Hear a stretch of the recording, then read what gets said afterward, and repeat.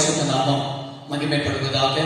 ஆண்டவர் இந்த 11வது மாதத்திலும் கடந்த 7 நாட்கள் ஆண்டவர் பாதுகாத்து இந்த 8வது நாளையும் கர்த்தர் காண கொடுத்த கிருபைகளை நினைத்து நான் கர்த்தரை துதிக்கிறேன்.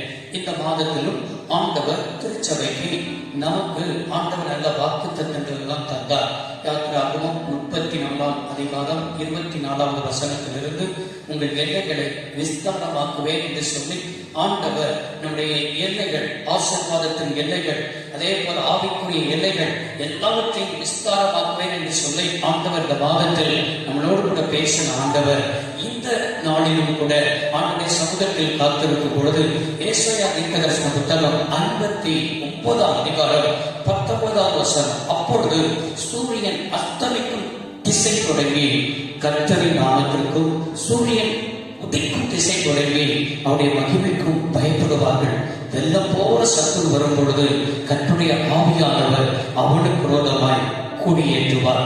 வானத்தையும் பூமியையும் உண்டாகின சர்வவல்லமையுள்ள தெய்வமே, இந்த காணொளிகள் காட்சிகள் மூலமாய் எங்கெங்கெல்லாம் உட்கார்ந்து உடைய பிள்ளைகள் ஆண்டவரை கர்த்தருடைய வார்த்தையை கேட்கிறார்களோ ஆண்டவரே சொல்கிறோம், எல்லா இடங்களிலும் தேவனுடைய நாமம் மகிமைப்பட உடைய பிள்ளைகளோடு கூட கர்த்தருடைய ஆவியானவர் இதன் மூலமாய் நீர் பேசும் என்று சொல்லி துதிக்கிறோம். எங்களை மறைத்துக் கொள்ளும் நிறைய சாட்சிகள் எழுப்பத்தக்கதாக இந்த வார்த்தை உடைய பிள்ளைகளுக்கு ஆசீர்வாதத்தை கொண்டு வருவதாக இயேசுவின் நாமத்தில் நல்லபிதாவே ஆமென் சொல்லலாமா?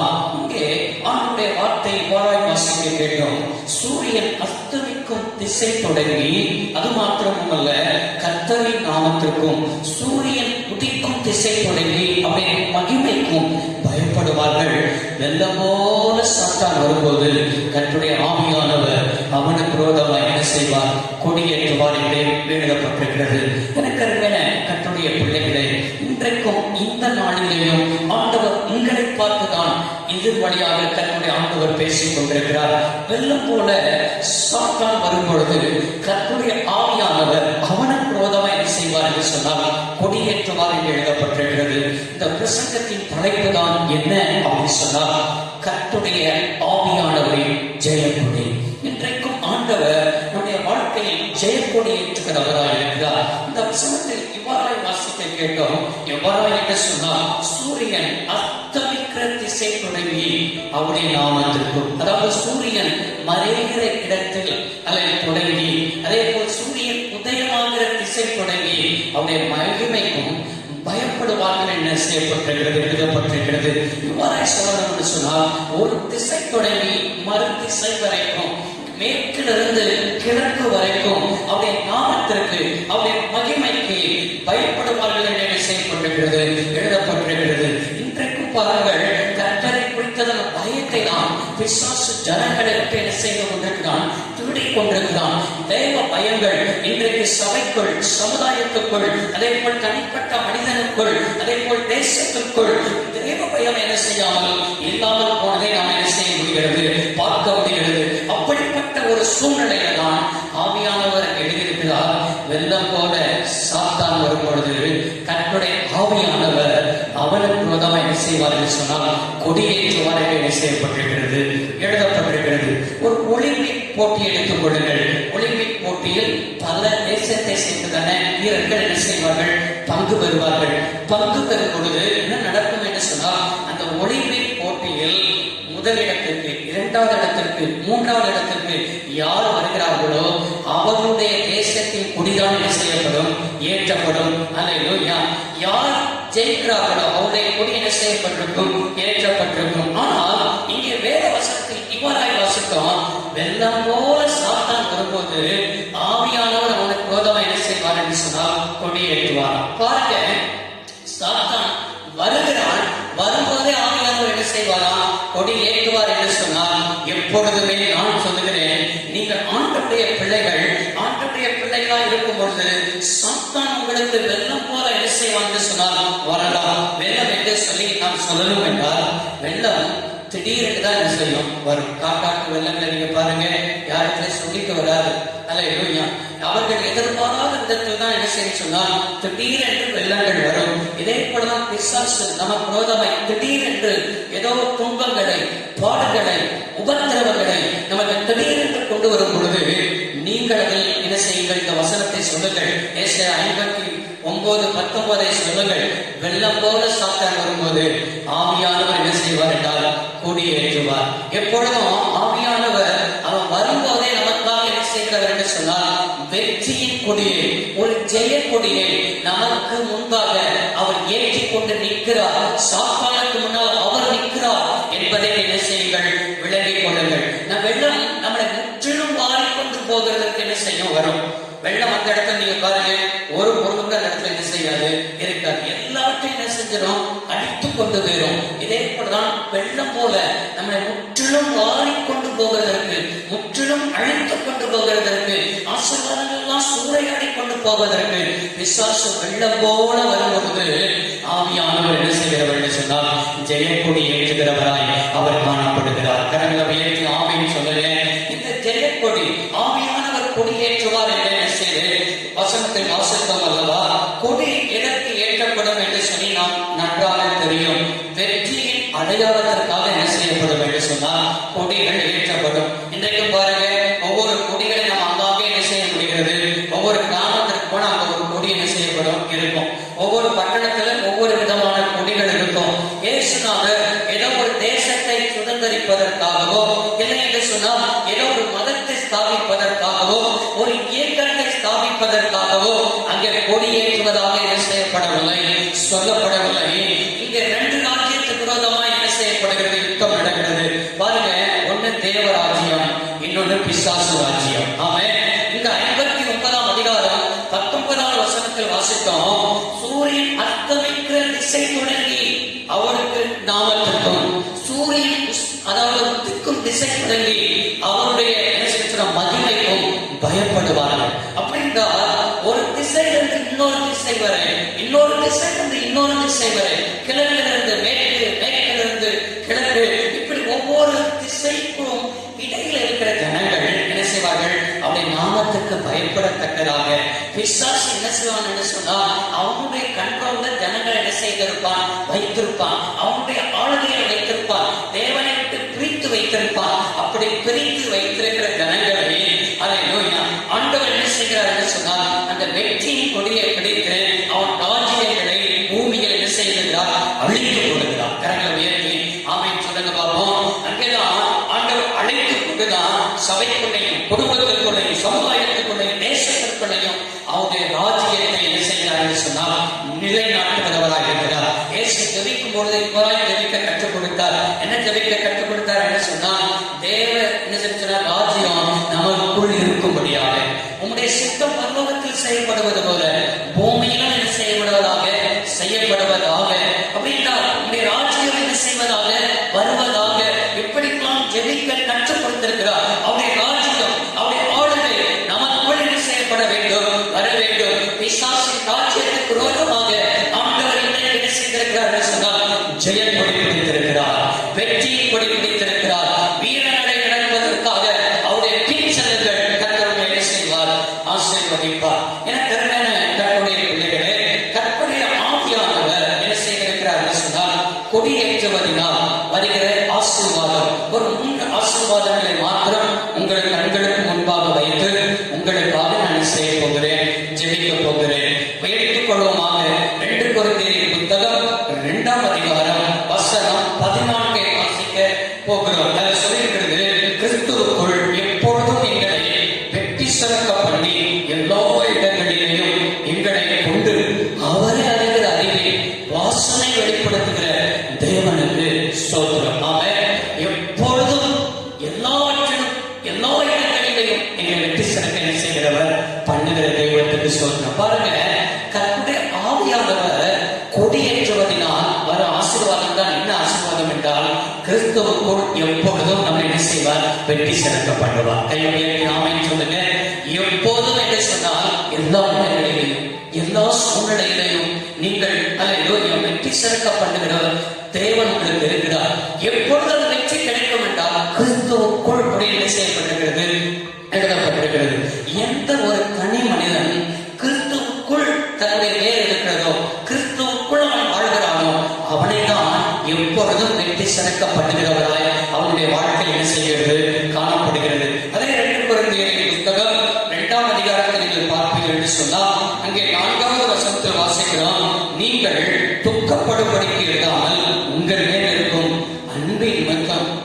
மிகுதியாய் நீங்கள் என்ன சொன்னால் அறியும்படிக்கும் மிகுந்த யாகமும் மன இடுக்கமும் அடைந்தவனான் அதிக கண்ணீரோடு உங்களுக்கு என்ன செய்கிறேன் எழுதுகிறேன் என்று பவுல் எழுதியிருக்கிறார். என்ன எழுதுகிறார் என்று சொன்னால் 5ஆம் வசனத்துல பாருங்க, துக்கம் அதாவது உண்டாக்கினவன் எனக்கு மாத்திரமல்ல ஒருவாரும் அதற்கு என்ன செய்யப்பட்டிருந்தால் உங்களை எல்லாரும் என்ன செய்தான் துக்கம் உண்டாக்கினான்.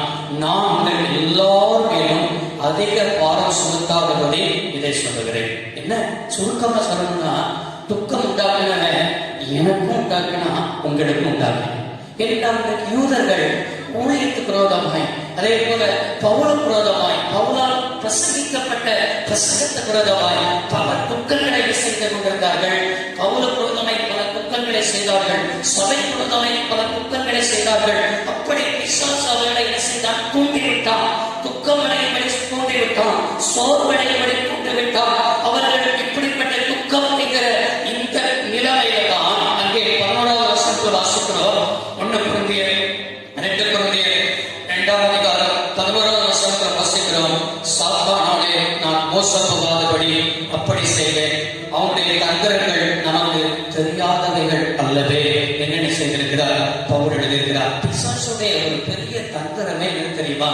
நம்ம துக்கம் அடைஞ்சிட்டோம்னா, நம்ம குரோதமா யாராவது ஒரு காரியங்கள் துக்கம் செஞ்சுட்டாங்கன்னா, நம்ம குரோதமா யாராவது ஒரு காரியங்கள் செஞ்சு நம்ம என்ன செஞ்சோம் துக்கம் அடைஞ்சு நம்ம அவரை விட்டு என்ன செய்ய சொன்னால் நம்ம போய்விட வேண்டும். நமக்குள்ள கசப்பு வந்துவிட வேண்டும். வைராக்கியம் வந்துவிட வேண்டும். மன்னியாத தன்மை வந்துவிட வேண்டும். இப்படி பிசாசுடைய குணாதிசயங்கள் நமக்குள்ள என்ன செய்து கொண்டிருப்பான்? கொண்டு வந்து கொண்டே இருப்பான். இன்றைக்கு நம்ம குரோதமை யாரெல்லாம் துக்கம் செய்தார், நம்ம குரோதமை துன்பம் செய்தார்களோ மனப்பூர்வமா மன்னிங்க. அல்லேலூயா. ஆண்டவர் உங்களுடைய வாழ்க்கையில என்ன செய்வார்? இந்த பிசாசு தந்திரங்கள் எல்லாம் தூக்கி எறியுங்க. தூக்கி எறியும் பொழுது நீங்க அந்த வசனத்தை அறிக்கையிடுங்க. கிறிஸ்துவுக்குள் எப்பொழுதும் எங்களை வெற்றி சிறக்கப்படுகிற தெய்வத்துக்கு என்ன செய்கிறோம்? சோத்திரம் என்று நீங்கள் சொல்லி பாருங்கள். சொல்லும் பொழுது வசனத்தில் சொல்லியிருக்கிறது. 1 யோவான் 5ஆம் அதிகாரத்தை நீங்கள் திருப்பி வாசித்து பார்ப்பீர்கள் என்று சொன்னால் அங்கே வசனம் இவ்வாறு எழுதப்பட்டிருக்கிறது. 1 யோவான் 5ஆம் அதிகாரம் வசனம் 4, தேவனால் பிறப்பதெல்லாம் உலகத்தை ஜெயிக்கும். நம்முடைய விசுவாசமே உலகத்தை ஜெயிக்கிற ஜெயம். நீங்க ஆண்டவரால் பிறந்தவர்களாக இருப்பீங்கன்னா, நீங்கள் மறுபடியும் கிறிஸ்துவுக்குள் பிறந்தவர்களாய் காணப்படுவீர்கள் என்று சொன்னால் வசனம் சொல்லியிருக்கிறது, நீங்கள் உலகத்தை ஜெயிக்கிறவர்களாக இருப்பீங்க. ஆமென். உலகம் அல்லேலூயா உங்களை மேற்கொள்ளாது. உலகம் பிசாசு உங்களை மேற்கொள்ளாது. எப்பொழுதும் ஆவியானவர் உலகத்திற்கு முன்பாக என்ன செய்திருக்கிறார்? பிசாசுக்கு முன்பாக ஒரு ஜெயக்கொடியை செய்திருக்கிறார், பிடித்திருக்கிறார். எப்பொழுதும் உங்களுக்கு என்ன செய்வார்? வெற்றியை தருவார். இந்த வெற்றியை இயேசு கிறிஸ்து கல்வாரி சிலுவையில் என்ன செய்தார்? சுதந்திரித்தார். நமக்கு தெரியும். கொலோசியர் நிருபத்தில் பவுல் என்ன செய்திருக்கிறார்? இவ்வாறு எடுத்து எழுதியிருக்கிறார். கொலோசியர் 2ஆம் அதிகாரம் வசனம் 14, 15 பாருங்க. நமக்கு எதிரடையாகவும் கட்டளைகளால் நமக்கு விரோதமாய் இருந்த கையெழுத்தை குடைத்து அதை நடுவதற்காக எடுத்து சிலுவை மேல் ஆணியடித்து துரைத்தனங்களையும் அதிகாரங்களையும் அறிந்து கொண்டு வெளியேறலான கொல்லமாக்கி அவைகளிலே சிலுவையில் வெற்றி சிறந்தார். ஆமென். பிசாசு நமக்கு விரோதமாய் என்னென்ன காரியங்களாம் வைத்தானோ கையெழுத்தை குலைத்து போட்டார். சிலுவையில் ஆணியடித்தார். ஆணியடித்தது மாத்திரமல்ல, வெளியிறக்கமான கோலமாக்கினார். சிலுவையில் பிசாசை ஆண்டவர் என்ன செய்தார்? வெற்றி சிறந்தார். இந்த வெற்றி சிறந்த ஆண்டவர் உங்களுக்குள் இருக்கிறார். நீங்கள் தேவனால் பறக்கப்பட்டவர்கள். இன்றைக்கு ஆவியானவர் நமக்காய் கொடியேற்றி இருக்கிறார். இந்த கொடி வெற்றியின் கொடி. நீங்கள் இதெல்லாம் தோல்வியை கண்டிருக்கிறீர்களா? ஒரு பிசினஸ் செய்து ஏதோ ஒரு காரியத்தில் தோற்று போயிருக்கிறீர்களா? வருமானமே இல்லை, இதை எப்படி நடத்துவது என்று சொல்லி தோல்வியை கண்டு மனம் உடைந்து போய் காணப்படுகிறீர்களா? மனிதர்கள் செய்த துன்பமான காரியங்கள் நிமித்தம் ஏதோ மனம் சோர்ந்து போய் காணப்படுகிறீர்களா? வெற்றி சிறந்த ஆண்டவர் உங்களை பார்த்து சொல்லுகிறார், சோர்ந்து போகாதீங்க. நீங்கள் இன்னும் கிறிஸ்துவுக்குள் ஓடுங்கள். இன்னும் என்ன செய்ய தைரியமாய் காரியங்களை நடப்பீர்கள். கர்த்தர் உங்களுடைய காரியங்கள் எல்லாவற்றையும் வாய்க்கப்படுகிற ஆண்டவர் இருக்கிறார் என்பதை மறந்து போகாதீர்கள். கையை உயர்த்தி ஆமென் சொல்லுங்க. சொல்லியிருக்கிறது, கர்த்தருடைய ஆவியானவர் கொடியேற்றுவதினால் என்ன ஆசீர்வாதம் என்று சொன்னால், அதே 1 கொரிந்தியர் புத்தகம் 16ஆம் அதிகாரத்தை நீங்கள் திருப்புவீர்கள் என்று சொன்னால், 1 கொரிந்தியர் புத்தகம் 16ஆம் அதிகாரம் வசனம் 8, 9 வாசித்து பாருங்க. ஆகியோரும் பெந்தேகோஸ்தே பண்டிகை வரைக்கும் எபேசு பட்டணத்தில் இருப்பேன். ஏனெனில் இங்கே பெரிதும் அனுகூலமான கதவு எனக்கு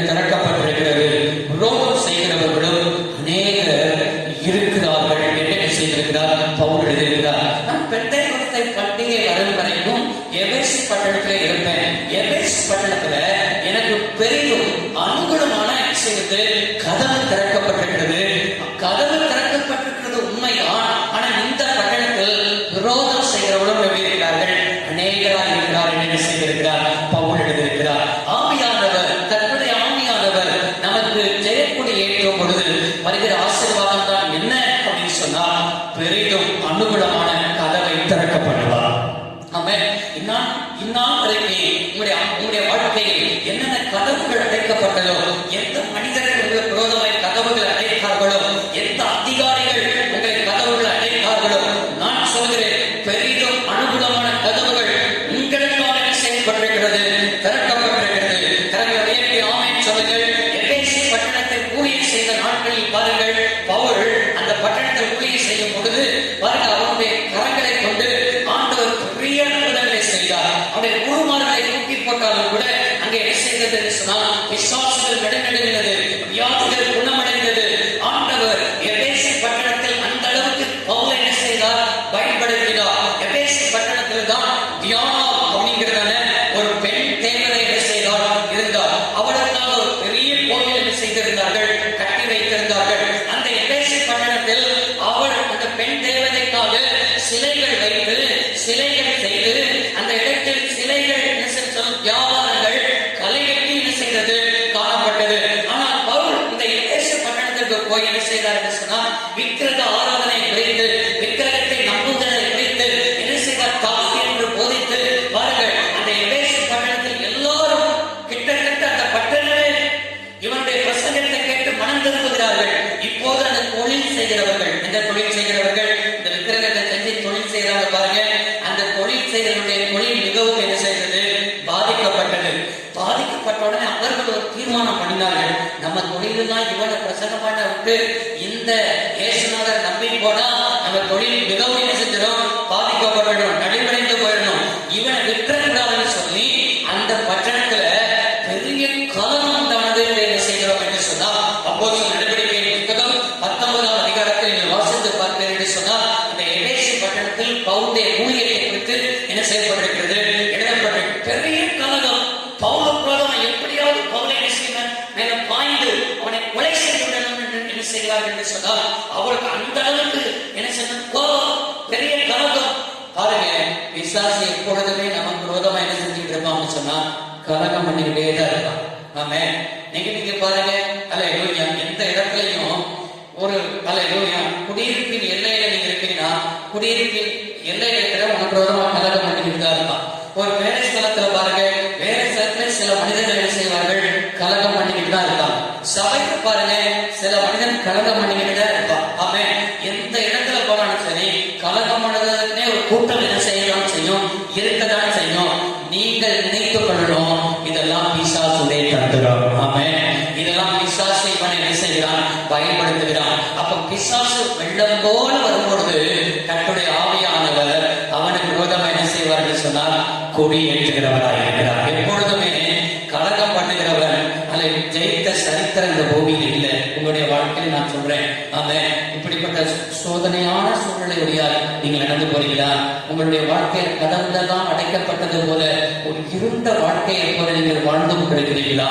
நீங்க அனுகூலமான கதவு அந்த எபேசு பட்டணத்துல தான் பவுலுக்கு திறக்கப்பட்டது. கலகம் பண்ணுகிறவர்கள் இருந்தார்கள், உண்மைதான்.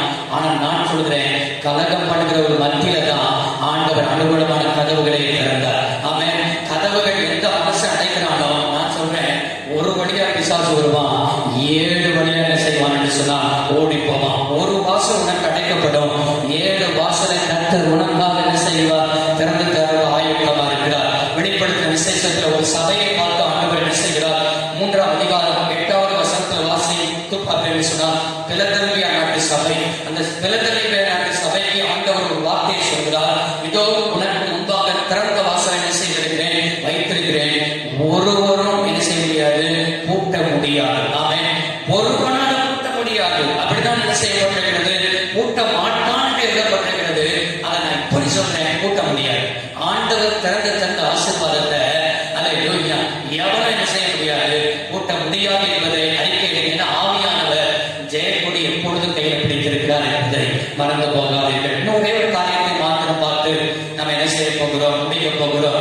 1 தெசலோனிக்கேயர் எழுதின அப்போஸ்தலனாகிய இருக்கிற பவுல் தெசலோனிக்கேயர் எழுதின நிருபம் நீங்க நன்றாக திருப்பிக் கொள்ளுங்க என்று சொன்னால், 1 தெசலோனிக்கேயர் 2ஆம் அதிகாரம் 18வது வசனத்தில் நீங்கள் வாசித்து பார்ப்பீர்கள் என்று சொன்னால், நாங்கள் உங்களிடத்தில் வர 200 தரம் மனதாயிருந்தோம், பவுலாகிய நானே வர மனதாயிருந்தேன், சாத்தானோ எங்களை என்ன செய்தான், தடை பண்ணினான். ஆமென்.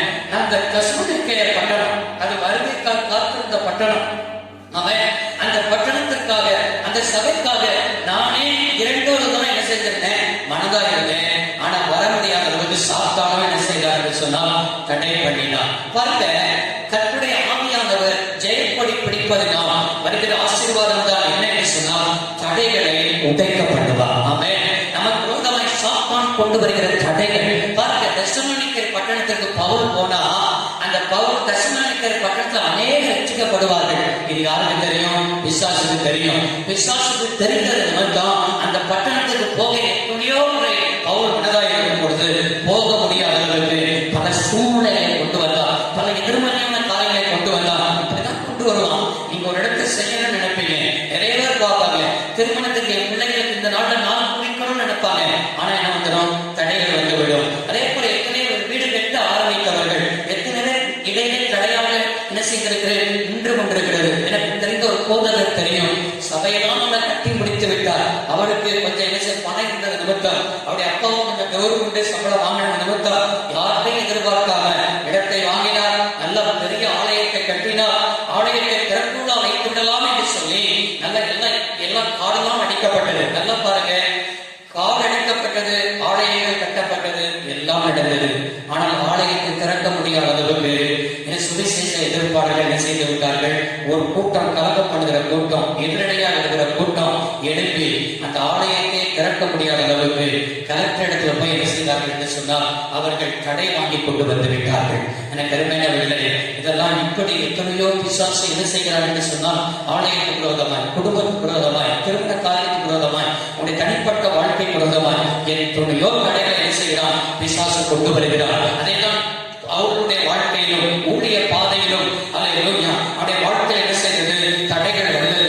புறஜாதிகள் இடத்துல போனா ஒரு குற்றம், அவர்கள் பேசினா ஒரு குற்றம், புறஜாதிகள் ரட்சிக்கப்பட்டு விடக் கூடாது என்பதற்காக, அவர்கள் பேசக்கூடாது என்பதற்காக யூதர்கள் என்ன செய்தார்கள்? தடை பண்ணினார்கள் என்று கூட என்ன செய்கிறோம்? அதே 1 தெசலோனிக்கேயர் 2ஆம் அதிகாரம் 16வது வசனத்தில் வாசிக்கிறோம். இப்படி பல தடைகளை என்ன செய்தது? கொண்டு வரப்பட்டது. இன்னும் பாருங்கள், இயேசு கிறிஸ்து வாழ்ந்த நாட்களில் சீஷர்கள் மூலமாய் பிசாசு வந்தான். எப்படி வந்தான் என்று சொன்னால் மத்தேயு சுவிசேஷ புத்தகம் 19ஆம் அதிகாரம் 14வது வசனம். இயேசுவுக்கு சின்ன பிள்ளைகளை அழைத்து கொண்டு வராங்க. சின்ன பிள்ளைகளை அழைச்சிட்டு வந்தா இயேசு கை வச்சு இந்த பிள்ளைகளை ஆசீர்வதிக்கணும்னு சொல்லி என்ன செய்யறாங்க? பெற்றோர் அழைத்து கொண்டு வராங்க. ஆனா சின்ன பிள்ளைகளை சீஷர்கள் என்ன செய்தார்களாம்? அதட்டினார்களாம். அதட்டினது மாத்திரம் அல்ல, அந்த வசனம் இவ்வாறு எழுதப்பட்டிருக்கிறது. இயேசு சீஷர்களை பார்த்து சொன்னார், சிறு பிள்ளைகள் என்னிடத்தில் வருவதற்கு இடம் கொடாது, என்ன செய்ய இடம் கொடுங்கள், அவர்களை என்ன செய்யாதீங்க, தடை பண்ணாதிருங்கள் அப்படின்னு செய்யப்பட்டிருக்கிறது, எழுதப்பட்டிருக்கிறது. இப்படி பிசாசு ஆசீர்வாதத்தை தடை செய்வார். நமக்கு வர வேண்டிய ஆசீர்வாதம், வருமானங்கள், சுகம், இப்படி எத்தனையோ தடைகளை என்ன செய்வார்? கொண்டு வருவார். எத்தனை தடைகள் வந்தாலும் சரி, மீகா 2ஆம் அதிகாரம் 13வது வசனத்தை அறிக்கை பண்ணுங்கள். இதை அறிக்கை பண்ணுங்கள் என்று சொன்னால் தடைகளை நீக்கி போடுகிறவர் அவர்களுக்கு முன்பாக என்ன செய்கிறார்? நடந்து போகிறார். உங்களுக்கு முன்பாக என்ன செய்கிறவர்? நடந்து போகிறவர் இருக்கிறார். எனவே தடைகளை எல்லாம் நீக்கி போடுகிறவர் இருக்கிறார். அந்த ஏசாயா தீர்க்கதரிசன புத்தகம் 59ஆம் அதிகாரத்தையே செய்வோம், திருப்பிக் கொள்வோம். அந்த அதிகாரத்தையும் ஆசீர்வாதத்தையே சொல்லி நீங்கள் ஜெபம் பண்ணுங்கள். என்ன சொன்னார்? வெள்ளம் போல சத்துரு வரும் பொழுது தன்னுடைய ஆவியானவர் உங்களுக்கு விரோதமாக என்ன செய்வார்? கொடியேற்றுவார். அவர் கொடியேற்றுகிற நிமித்தம் நான் சொல்றேன், உங்களை எப்பொழுதும் வெட்டி சிறக்கப்படுவார். உங்களுக்கு அனுகூலமான கதவு எப்பொழுதும் திறக்கப்படும், தடைகள் எப்பொழுதும் என்ன செய்யப்படும்? உடைக்கப்படும். இதெல்லாம் ஆண்டவர் தந்து எப்பொழுதும் அல்லேலூயா உங்களை வெற்றி சிறக்கப்படுகிறவர் இருக்கிறார். அனுகூலமான வாசல்கள் திறக்கப்பட்டிருக்கிறது. தடைகள் உடைக்கப்படுகிற முன்னால் கடந்து போகிறார். நாம் தலைகள் வாழ்க்கையை செய்வோம், ஜெபம் பண்ணுவோம். வானத்தை பூமியும் உண்டாக்கின சர்வ வல்லமை உள்ளவரே, ஏசாயா தீர்க்கதரிசன புத்தகம் 59ஆம் அதிகாரம் 19வது வசனத்தின்படி வெள்ளம் போல சத்துரு வரும்பொழுது தன்னுடைய ஆவியானவர் அவனுக்கு விரோதமாய் குடியேற்றுகிறார் என்ற வசனத்தின்படி எங்களுக்காய் குடியேற்றுகிறவர் இருக்கிறேன். அந்த குடியேற்றுகிறது நிமித்தமாய் எங்களுடைய வாழ்க்கை எப்பொழுதும் வெற்றி சிறக்கப்படுகிறேன். எங்களுக்கு அனுகூலமான கதவு எப்பொழுதும் திறக்கப்பட்டிருக்கிறது. எங்களுக்கு தடைகள் எல்லாம் கர்த்தர் உடைக்கப்படுகிறவராக இருக்கிறேன். எங்களுக்கு முன்னணியில் எங்களுடைய ராஜா நடந்து போகிறவராக இருக்கிறேன். இந்த வார்த்தையை கேட்ட பிள்ளைகள், உடைய பிள்ளைகள் வாழ்க்கையில எந்த சத்துரு வெள்ளம் போல வந்தாலும் நீ ஆவியான ஒரு குடியேற்றி இந்த 3 ஆசீர்வாதங்களை கர்த்தருடைய பிள்ளைகளுக்கு தந்து கர்த்தர் நடத்தும். கர்த்தர் குடும்பத்தையும் பிள்ளைகளையும் எல்லாவற்றையும் வேறெடுத்து காத்துக்கொள்ளும் என்று சொல்லி உங்களுடைய கருத்தில் ஒப்புக் கொடுத்து ஜெபிக்கிறேன். இயேசு கிறிஸ்துவின் நாமத்தில் வேண்டி கேட்கிறேன், நல்ல பிதாவே, ஆமென்.